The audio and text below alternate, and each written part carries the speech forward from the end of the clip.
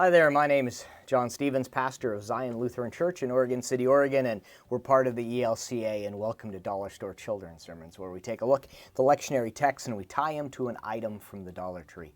Now this is for the narrative lectionary, and it's a series on the Psalms, and this Sunday we are looking at the 23rd Psalm, and the Lord is my shepherd, I shall not want. And the theme that they're working with this one is the theme of trust. God is trustworthy, a psalm of trust. And I'm looking at it also looking at that we have a God that's trustworthy, that God is helpful, God comes to our aid, and God guides us. I see that in all of these, but that our God is a trustworthy and faithful God.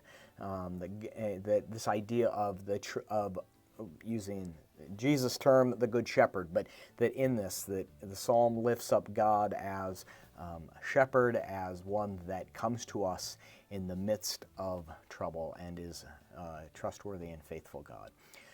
So a couple of ideas, a couple of things I've been playing around with, and you can take it in any direction you want, but I'm thinking about things that are trustworthy or things that guide us, and that could be a compass. That when we've got the compass, not one of those toy compasses, though you could use that and that would be kind of funny, using a compass, the idea that a compass gives us direction and guides us. You could use a dictionary, because it's the sense that when we're looking for a definition of a word, what does that mean? Maybe using Luther's Small Catechism, what does that mean? You could use a dictionary, you could use, I'm looking here, a map. A map guides us, that it's like where I want to get to one place to the other.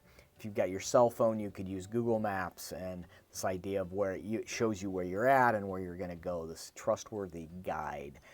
I loved when Google Maps first started coming out that it gave this disclaimer that was like, some of these cities growing so fast, just so you know, they didn't say it in this kind of language, but you're gonna get lost, in the sense that things are changing so fast.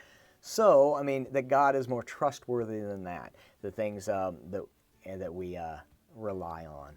So, looking at different things that we can trust, that guide us, that move us from one direction and carry us through. Those are a lot of ideas. The other idea that I'm playing around with, which I'm getting drawn to, is either, so at the Dollar Tree they have this twine that I've used. That if you've been following my children's sermon blog, you might have a roll of this, because I did two pieces of twine into one, a magic trick using this, so you might still have a roll of this. If you don't have a roll of this, it's at the Dollar Tree, it's $1, or you can get a long piece of rope. I have a spool of rope over there, but the idea is that, in preschool and kindergarten, there are times where when you're walking from one place to another, you have a piece of rope, and that piece of rope you have knots in it. You've got the knots in them, and this is a tiny knot because it's a tiny string. If you had a bigger rope, it'd be bigger. But the idea is that you could make these. You could tie it a couple of times around, so you have a bigger knot. And the idea is the knot is to give each kid something to hold on to. There we are, to hold on to, and they don't let go. And so the idea is that we have that, and if you have an older child in your maybe a confirmation student or a high school student or a parent or yourself, but you can use someone to where they are going to guide, they're going to lead this group around the sanctuary and talk about how, as this person guides us, we have a God that guides us as well, and we have a God that is trustworthy, that will not lead us off the beaten path, or and different things like that, where God leads us, and giving this visual about that. And that's the direction I think I would go, that our God is trustworthy, and we know that our God is that? So anyway, those are some ideas. I hope it can be a springboard for your own thinking.